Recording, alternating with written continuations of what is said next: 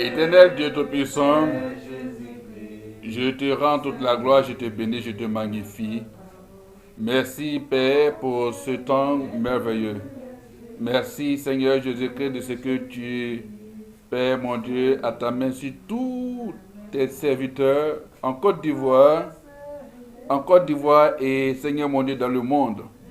Comme c'est la journée des hommes de Dieu, donc tu vas te lever une fois de plus et puis acclamer très fortement tous les hommes de Dieu à travers le monde.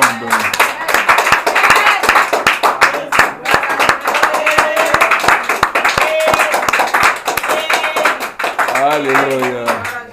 Alléluia. Alléluia. Gloire à Jésus. Soyez bénis. Et puis, je crois que Dieu nous fait des choses, Dieu fait des choses merveilleuses dans nos vies. Et nous savons que Dieu nous bénit davantage. Alléluia. Gloire à Jésus-Christ. Tu vas te mettre en position, t'asseoir. Et pendant au moins 30 secondes, tu vas dire au Seigneur de parler à ton cœur.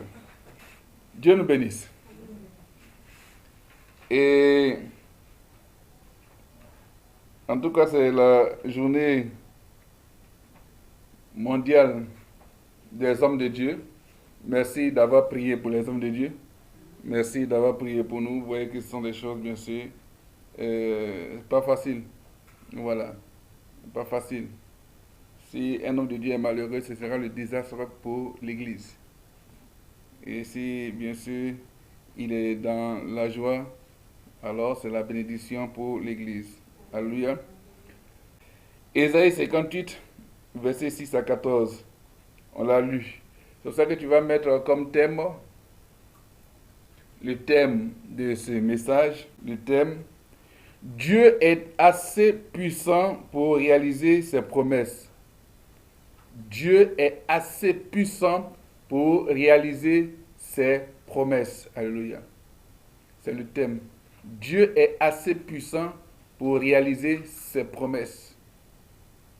Alors, quand moi je parle de Dieu, je ne parle pas bien sûr des divinités. Quand je parle de Dieu, je ne parle pas bien sûr des fétiches. Quand je parle de Dieu, je ne parle pas des créatures, mais je parle du Créateur. Alléluia. Celui qui a créé, celui qu'on appelle Dieu. D'ailleurs, quand en venant sur la terre, il a donné le nom par lequel on pourrait l'appeler Jésus-Christ. Alléluia. Donc, lui, il est assez puissant pour réaliser ses promesses. Les promesses, bien sûr, que Dieu a faites dans